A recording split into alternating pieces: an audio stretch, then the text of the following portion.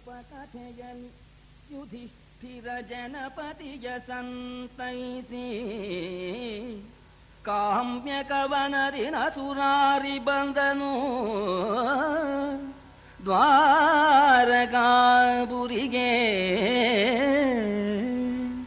ಮುನಿಗಳುಪಕಥೆಯಲಿ ಯುಧಿಷ್ಠಿರ ಜನಪತಿಯ ಸಂತೈಸಿ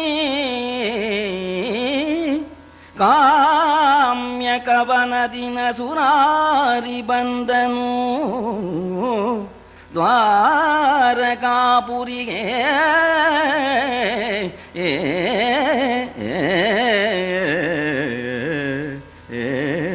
ಕೃಷ್ಣನ ಸಮಕ್ಷಮದಲ್ಲಿ ಮಾರ್ಕಂಡೇಯಾದಿ ಋಷಿಗಳು ಪಾಂಡವರಿಗೆ ಅನೇಕ ಧರ್ಮ ಸೂಕ್ಷ್ಮಗಳನ್ನ, ಧರ್ಮ ರಹಸ್ಯಗಳನ್ನ ಉಪಕಥೆಗಳೊಡನೆ ಹೇಳಿದ್ದಾರೆ ಕೃಷ್ಣನ ಸನ್ನಿಧಿಯಲ್ಲಿ. ಆಮೇಲೆ ಆ ಋಷಿಗಳು ಧರ್ಮರಾಜನಿಗೆ ಎಲ್ಲ ಹೇಳಿ ಅವರು ಪ್ರಯಾಣ ಮಾಡಿದರು.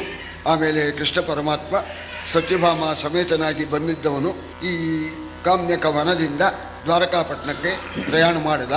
ಮಾರ್ಕಂಡೇಯ ಋಷಿಗಳು ಹೇಳ್ತಾ ಇದ್ದಾರೆ, ಅನೇಕ ಧರ್ಮ ವಿಷಯಗಳನ್ನ ಧರ್ಮರಾಜನಿಗೆ ನಿರೂಪಣೆ ಮಾಡ್ತಾ ಇದ್ದಾರೆ. ಆ ಸಂದರ್ಭದಲ್ಲಿ ಪತಿವ್ರತ ಮಹಾತ್ಮೆ ಅಂತ, ಪತಿವ್ರತೆಯ ಯೋಗ್ಯತೆ ಎಷ್ಟು ದೊಡ್ಡದು ಅಂತ ಹೇಳಿ ಒಂದು ಉಪಕಥೆಯನ್ನ ಹೇಳೋದಕ್ಕೆ ಪ್ರಾರಂಭ ಮಾಡಿದ್ದಾರೆ ಮಾರ್ಕಂಡೇಯ ಋಷಿಗಳು.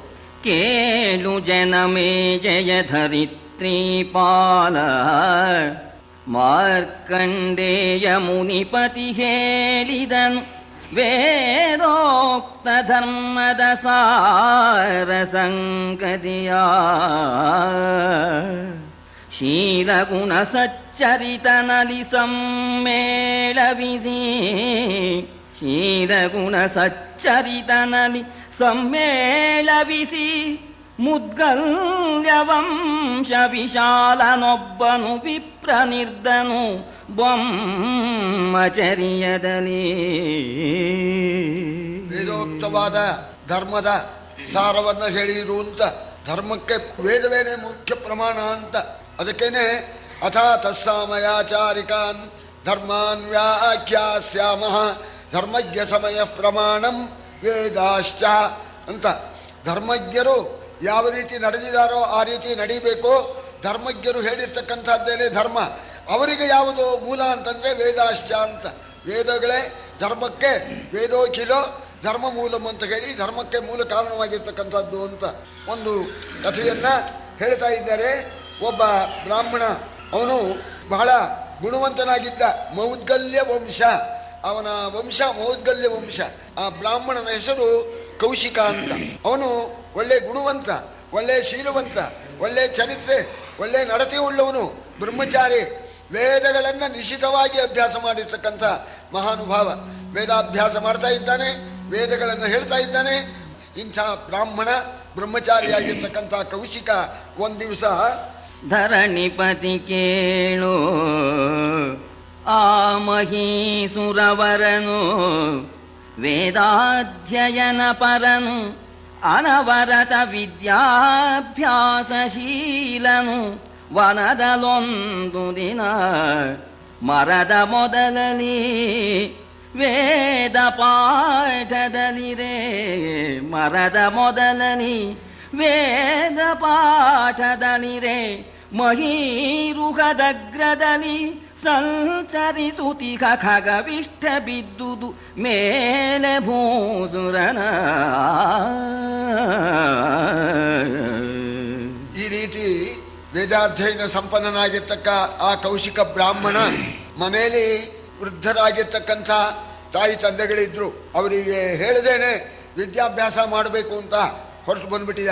ಹೊರಟು ಬಂದವನು ಒಂದು ದಿವಸ ಬೆಳಿಗ್ಗೆ ಸ್ನಾನ ಮಾಡಿ ಅರಣ್ಯದಲ್ಲಿ ಒಂದು ಮರದ ಅಡಿಯಲ್ಲಿ ಕೂತ್ಕೊಂಡಿದ್ದಾನೆ. ವೇದ ಹೇಳೋದಕ್ಕೆ ಪ್ರಾರಂಭ ಮಾಡಿದ್ದಾನಲ್ಲಿ, ವೇದಾಭ್ಯಾಸ ಮಾಡ್ತಾ ಇದ್ದಾನೆ. ಆ ಸಂದರ್ಭದಲ್ಲಿ ಏನಾಗಿದೆ ಅಂದ್ರೆ, ಆ ಮರದ ಮೇಲೆ ಒಂದು ಕೊಕ್ಕರೆ ಕೂತ್ಕೊಂಡಿತ್ತು. ಈ ಕೊಕ್ಕರೆ ಜಾತಿ ಪಕ್ಷಿ ಪಶು ಜಾತಿಗಳಿಗೆ ಮಲಮೂತ್ರ ವಿಸರ್ಜನೆಗೆ ಅದಕ್ಕೆ ಇಂಥದ್ದೇ ಜಾಗ ಆಗಬೇಕು ಅಂತ ಇಲ್ಲ. ಇವ ಕೂತ್ಕೊಳ್ತಕ್ಕಂಥವ್ನು ನೋಡ್ಕೊಂಡು ಕೂತ್ಕೋಬಹುದಾಗಿತ್ತು.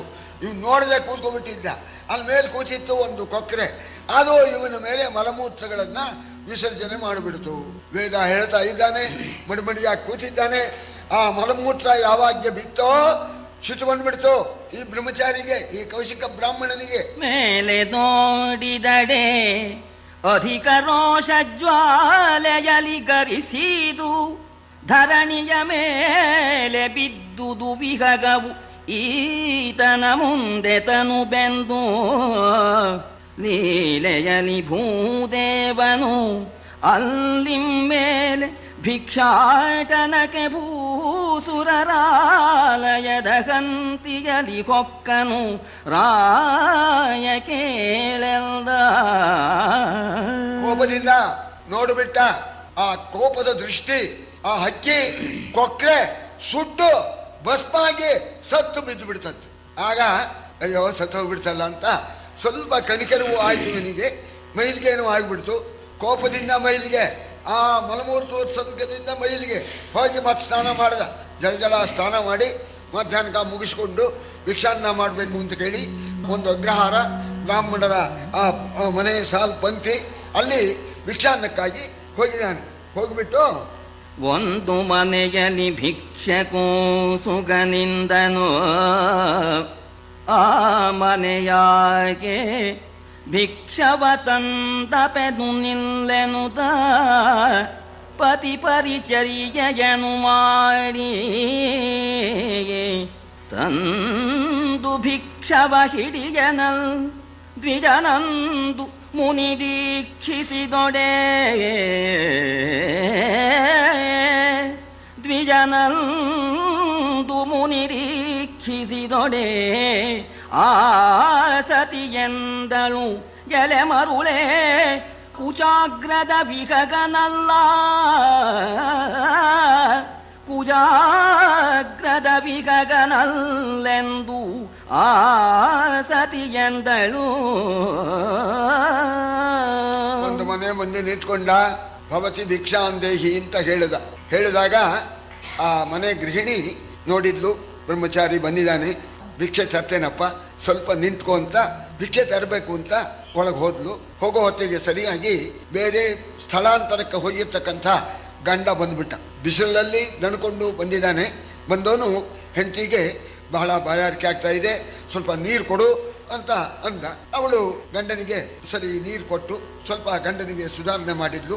ಆಮೇಲೆ ಈ ಭಿಕ್ಷಾ ಅನ್ನೋದನ್ನ ನಿಲ್ಲಿಸ್ಬಿಟ್ಟಿದ್ದೀನಿ ಅಂತ ಹೇಳಿ ಗಾಬರಿಯಿಂದ ಭಿಕ್ಷೆ ತಗೊಂಡು ಬಂದ್ಬಿಟ್ಟು ಹೇಳಿದ್ರು, ಬ್ರಾಹ್ಮಣ ಕ್ಷಮಿಸಪ್ಪ, ನಮ್ಮ ಯಜಮಾನರು ಬಂದ್ಬಿಟ್ರು, ನೀರು ಕೇಳಿದ್ರು, ನಾನು ನೀರು ಕೊಟ್ಟು ಬಂದೆ, ಸ್ವಲ್ಪ ತಡ ಆಯ್ತು ಅಂತ ಹೇಳಿ ಸ್ವೀಕರಿಸು ಭಿಕ್ಷೆನ ಅಂತ ಅಂದ್ಲು.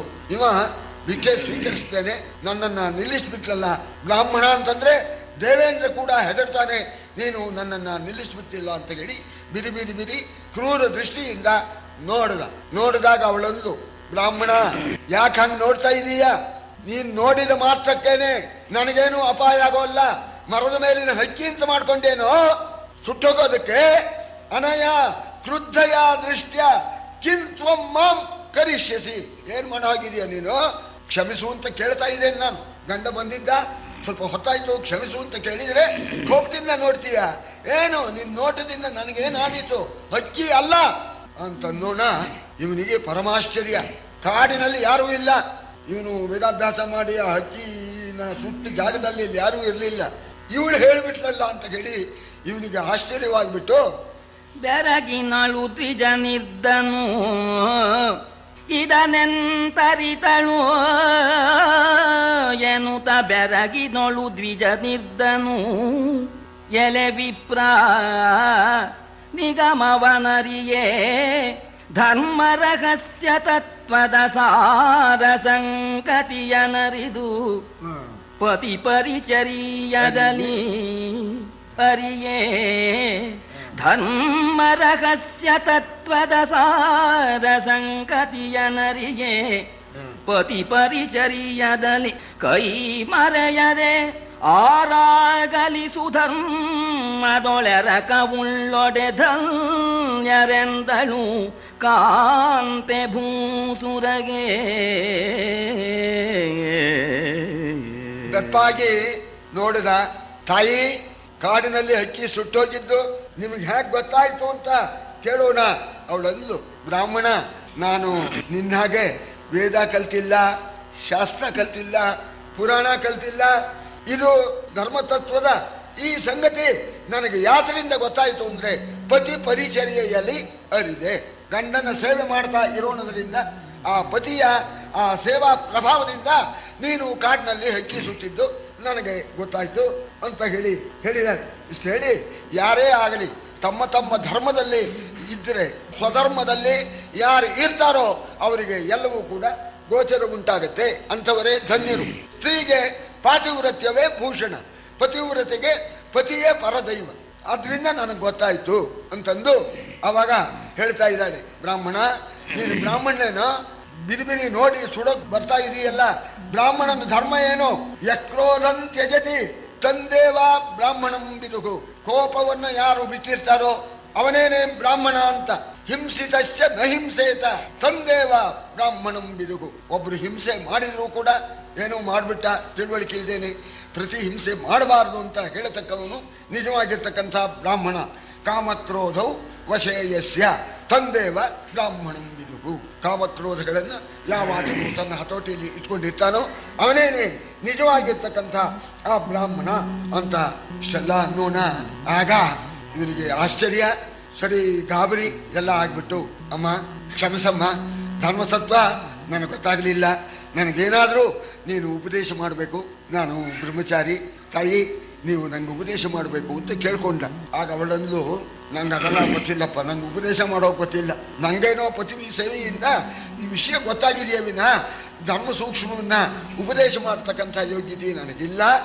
ಆದರೆ ಒಬ್ಬ ಮನುಷ್ಯ ಇದ್ದಾನೆ, ಆ ಮಹಾನುಭಾವ ವಿಠಲಾಪಟ್ಟಣ ಅಂತ ಇದೆ, ಅಲ್ಲಿದ್ದಾನೆ ಆ ಮಹಾನುಭಾವ, ಅವನ ಹತ್ರ ನೀನು ಹೋಗು. ಅದು ಇವಳಿಗೆ ಗೊತ್ತಾಗಿದೆ ಪತಿ ಸೇವೆ ಇಲ್ಲೇನೆ ಅಲ್ಲ ಅಂತ ಅವನಿದ್ದಾನೆ ಅಂತ. ಇವಳೇನು ಅಲ್ಲಿ ಹೋಗಿಲ್ಲ. ಹೇಳ್ತಾ ಇದ್ದಾಳೆ, ಇಲ್ಲಿಗಿದೆ 4-5 ಯೋಜನದಲ್ಲಿ ಪಟ್ಟಣವು, ಅದರೊಳೊಬ್ಬನು ಬಲ್ಲನು ಅಗ್ಗದ ಧರ್ಮ ಮುದ್ರಾ ಘಟನ ವಿಘಟನವ. ಅಲ್ದಿಗೈದುವುದು ಆತನಲ್ಲಿ ನೀನೆಲ್ಲವನು ತಿಳಿ ಎಲೆ ವಿಪ್ರ. ಅಲ್ದಿಗೈದುವುದು ಆತನಲ್ಲಿ ನೀನೆಲ್ಲವನು ತಿಳಿ ನಿನ್ನ ಚಿತ್ತದೊಳಿಲ್ಲಲೇ ಪರಿಪಾಗವು. ನಿನ್ನ ಚಿತ್ತದೊಳಿಲ್ಲಲೇ ಪರಿಪಾಗವು ಎಂದುಪದೇಶಿಸಿದಳಬಲೆ. ಇಲ್ಲಿಗೆ 4-5 ಯೋಜನ ದೂರ ಇರಬಹುದು ಒಂದು ಪಟ್ಟಣ. ಆ ಪಟ್ಟಣದಲ್ಲಿ ಒಬ್ಬ ಬೇಡರವನಿದ್ದಾನೆ. ಅವನಿಗೆ ಧರ್ಮವ್ಯಾಧ ಅಂತಲೇ ಹೆಸರು. ಈ ಧರ್ಮದ ಮುದ್ರೆ ಒತ್ತಿರ್ತಕ್ಕಂಥದ್ದು ಯಾವುದು, ಧರ್ಮದ ಮುದ್ರೆ ಇಲ್ಲದೆ ಇರ್ತಕ್ಕಂಥದ್ದು ಯಾವುದು ಅಂತ, ಯಾವುದು ಧರ್ಮ ಯಾವುದು ಅಧರ್ಮ ಅಂತ ಆ ಸೂಕ್ಷ್ಮ ವಿಚಾರವನ್ನು ಕೂಡ ಅದಕ್ಕೇನೆ ಧರ್ಮ ಮುದ್ರಾ ಘಟನ ವಿಘಟನವ ಅಂತ. ಧರ್ಮದ ಮುದ್ರೆ ಬಿದ್ದಿದೆಯೇ ಇಲ್ವೇ ಅಂತ ಅನ್ನೋದು ಅದನ್ನ ಅವನು ಚೆನ್ನಾಗಿ ತಿಳ್ಕೊಂಡಿದ್ದಾನೆ. ಹೋಗು, ಅವನನ್ನು ಪ್ರಾರ್ಥನೆ ಮಾಡು, ಅವನು ಧರ್ಮ ರಹಸ್ಯವನ್ನ ನಿನಗೆ ತಿಳಿಸ್ತಾನೆ. ನಾನು ಇಷ್ಟು ಮಾತ್ರ ಹೇಳ್ತೇನೆ, ನೀನು ಬೇಕಾದ ವೇದ ಹೇಳ್ಬಹುದು, ಆದ್ರೂ ಇನ್ನು ಹಣ್ಣಾಗಿಲ್ಲ, ಪಕ್ವತೆ ಬಂದಿಲ್ಲ, ನಿನ್ನ ಮನಸ್ಥಿತಿ ಇನ್ನು ಸ್ವಲ್ಪ ಎಳಸೇನೆ ಎಂದವಳು ಎಳೆ ನಿಲ್ಬೇಕಾಗಿರ್ತಾನೆ. ಹಾಗೆ ಪರಿಪೂರ್ಣತೆ ನಿನಗೆ ಬಂದಿಲ್ಲ, ಪಕ್ವ ಪರಿಣತೆ ಪರಿಪೂರ್ಣತೆ ಅಂತ ಹೇಳ್ತಾರೆ, ಅದಾಗಿಲ್ಲ. ಅವನ ಹತ್ರ ಹೋಗು, ಅವನು ಸರಿಯಾಗಿ ಧರ್ಮವನ್ನ ಉಪದೇಶ ಮಾಡ್ತಾನೆ ಅಂತ ಹೇಳೋಣ. ಆಗ್ಲಿ ತಾಯಿ, ಬರ್ತೀನಿ ಅಂತ ಹೇಳಿ ಆ ಪತಿವ್ರತೆಗೆ ನಮಸ್ಕಾರ ಮಾಡಿ ಆ ಬ್ರಾಹ್ಮಣ ಅಲ್ಲಿಂದ ಹೊರಟ. ಹೆಸರು ಧರ್ಮಂ ವ್ಯಾಧನು ಆತನ ದೆಸೆಯೊಳರಿಹೋಗೆನನು ಬಂದನು ವಸುಧೆಯ ಮರನು ನಗರಿಗೆ ಆಸತಿ ಕೊಟ್ಟ ಕುರುಹಿನಲಿ. ಹಸಿದು ಬೀದಿಗಳೊಳಗೆ ತೊಳಲಿದು ಗಸಣಿಗೊಳುತ್ತ, ಹಸಿದು ಬೀದಿಗಳೊಳಗೆ ತೊಳಲಿದು ಗಸಣಿಗೊಳುತ್ತ ಪುರಾಂತದಲ್ಲಿ ಕರ್ಕಶ ಪುಳಿಂದರ ಕೇರಿಯಿರೆ ಕಂಡಲ್ಲಿಗೈತಂದ. ಧರ್ಮವ್ಯಾಧ ಅಂತ ಅವನ ಹೆಸರು. ನೀನು ಇದೇ ದಾರಿಯಲ್ಲಿ ಹೋಗು, ಪಟ್ಟಣ ಸಿಗುತ್ತೆ ಅಂತ ಅವಳು ಪತಿವ್ರತೆ ಹೇಳಿದ್ಲು. ಅವಳು ಹೇಳಿದಂತೇನೆ ನಡ್ಕೊಂಡು ಬರ್ತಾ ಇದ್ದಾನೆ. ಆಹಾರ ಕೂಡ ತಗೊಂಡಿಲ್ಲ, ಹಸಿವು ಬಹಳ ಆಗ್ತಾ ಇದೆ. ಆದರೂ ಧರ್ಮವ್ಯಾಧನ ಕಂಡು ಪಕ್ವತೆ ಪಡಿಬೇಕು ಅನ್ನೋ ಉದ್ದೇಶದಿಂದ ಆ ಪಟ್ಟಣಕ್ಕೆ ಹೋದ. ಪಟ್ಟಣಕ್ಕೆ ಹೋಗಿ ಅಲ್ಲೆಲ್ಲ ವಿಚಾರಿಸ್ತಾನೆ.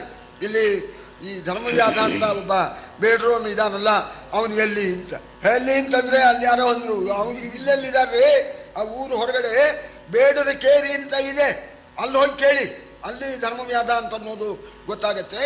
ಇಲ್ಲಿ ಎಲ್ಲಿದ್ದಾನೆ ಅಂತ ನೋಡ, ಊರು ಹೊರಗಡೆ ಆ ಬೇಡರ ಕೇರಿ ಇತ್ತು, ಅಲ್ಲಿಗೆ ಬಂದ. ಅಲ್ಲಿಗೆ ಬಂದ್ರೆ ಅವರು ಬೇಡರ ವ್ಯಾಪಾರ, ಮಾಂಸಾದಿಗಳ ವ್ಯಾಪಾರ, ಮಾಂಸದ ಮಾರ್ಕೆಟ್ಟು, ಅಲ್ಲಿಗೆ ಬಂದ. ಬಸೆದೆಣದ ಸುಂಟಿಕೆಯ ಹರಗಿದ ಹಸಿಯ ತೊಗಲಿನ ತಳಿತ ಖಂಡದ ಹಸರುರುಗಳ ಕಾಳಿಜದ ದಂಗಡೆಯ ಗಳಿಗೆಗಳ ಗಳಗೆಗಳ ಬಸೆಯ ಹರವಿಯ ಸಾಲ ತೊರಳೆಗೆ ಬೆಸಲಿಗೆಯ ಕುರಿದಲೆಯ ಕಂತಿಯ ಕುಸುರಿದಲುವಿನ ಕೋದ ಮೀನಂಗಡಿಯಲೈದಂದ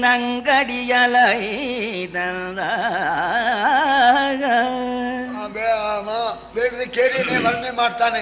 ಅಲ್ಲೆಲ್ಲ ಅದೇ ವ್ಯಾಪಾರ, ತೂಗ ಹಾಕ್ಬಿಟ್ಟಿದ್ದಾರೆ, ಕೊಂದ್ಬಿಟ್ಟಿದ್ದಾರೆ ಕುರಿ ಮುಂತಾದ್ದನ್ನೆಲ್ಲ. ಕುರಿ ಚರ್ಮ ಇದೆ, ಬರೀ ಮಾಂಸ, ರಕ್ತ, ಮೀನುಗಳು, ಸಣ್ಣ ಮೀನು, ದೊಡ್ಡ ಮೀನು ಎಲ್ಲ ಪೋಣಿಸಿ ಎಲ್ಲ ತೂಗ ಹಾಕ್ಬಿಟ್ಟಿದ್ದಾರೆ ವ್ಯಾಪಾರಕ್ಕೆ.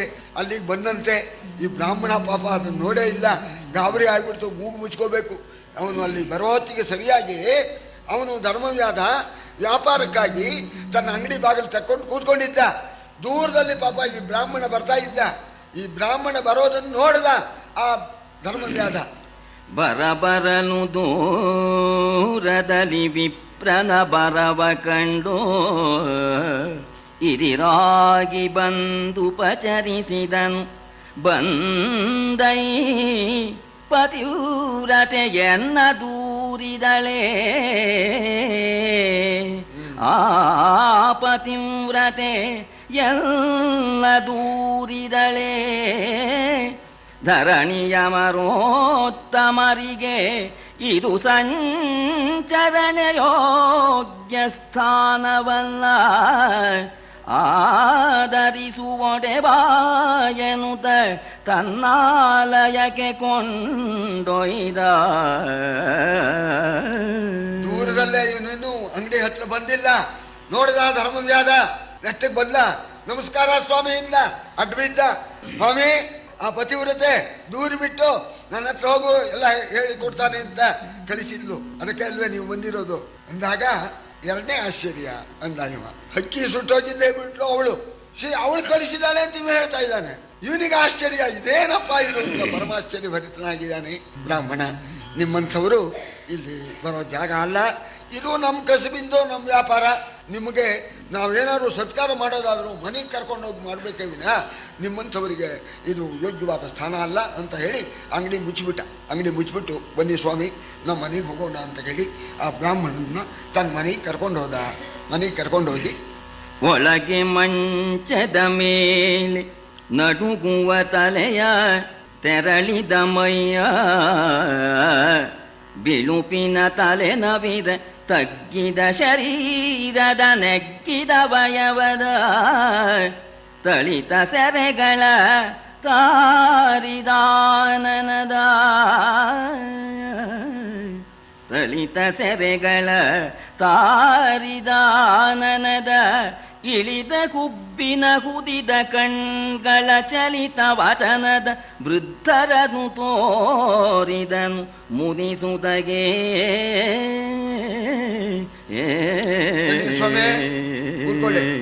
ಕೂತ್ಕೊಳ್ಳಿ ಅಂತ ಅವರಿಗೊಂದು ಮನೆ ಕೊಟ್ಟು ಆ ಕೌಶಿಕನ್ನ ಕೂರಿಸಿಬಿಟ್ಟು ಹೇಳದ. ಸ್ವಾಮಿ, ನಿಮಗೆ ಆಶ್ಚರ್ಯ ಆಗಿರ್ಬೋದು, ಇದು ಹೇಗೆ ಹೇಳಿಬಿಟ್ಟ ಮುತ್ತೈದೆ ಕಳಿಸಿದ್ಲು ಅಂತ. ಯಾತರಿಂದ ನನಗೆ ಅದು ಗೊತ್ತಾಯಿತು ಅನ್ನೋದು ಕೇಳ್ತೇನೆ. ಇಲ್ಲಿ ಬನ್ನಿ ಒಳಗೆ, ನಮ್ಮ ದೇವರನ್ನು ನೋಡಿ ಅಂತ ತೋರಿಸಿದ್ದಂತೆ ಆ ಧರ್ಮವ್ಯಾಧ. ದೇವರು ಯಾರು? ಅಲ್ಲಿ ಎರಡು ಮಂಚದ ಮೇಲೆ ಅಪ್ಪ ಅಮ್ಮ ಮಲಗಿದ್ದಾರೆ. ನಮ್ಮ ದೇವರು ನೋಡಿ ಅಂತ ತೋರಿಸ್ತಾ ಇದ್ದಾನೆ. ಈ ಕೌಶಿಕ ಬ್ರಾಹ್ಮಣ ನೋಡಿದಂತೆ ತಲೆಯೆಲ್ಲ ನಡೀತಾ ಇದೆ, ಅಷ್ಟು ವಯಸ್ಸು ಹೋಗಿದೆಯಂತೆ, ಮೈಯೆಲ್ಲ ಎಲ್ಲ ಕೃಶವಾಗಿ ಹೋಗಿದೆಯಂತೆ, ಬಿಳುಪಿನ ತಲೆನವೀರ, ತಲೆ ಕೂದಲೆಲ್ಲ ಬೆಳ್ಳಗಾಗಿ ಹೋಗ್ಬಿಟ್ಟಿದೆಯಂತೆ, ಅಂಗಾಂಗಗಳೆಲ್ಲ ಕುಗ್ಗಿ ಜಗ್ಗಿ ಮುಪ್ಪು ಮೈಗೆಲ್ಲ ವ್ಯಾಪಿಸಿಬಿಟ್ಟಿದೆಯಂತೆ, ಕಣ್ಣುಗಳು ಒಳ್ಳೆ ಗುಳಿ ಬಿದ್ದುಬಿಟ್ಟಿದೆಯಂತೆ. ಇಂಥ ವೃದ್ಧರನ್ನ ತೋರಿಸಿಬಿಟ್ಟು ಅವಾಗ ಹೇಳ್ತಾ ಇದ್ದಾನೆ, ನಮ್ಮ ದೇವರು ಇವರು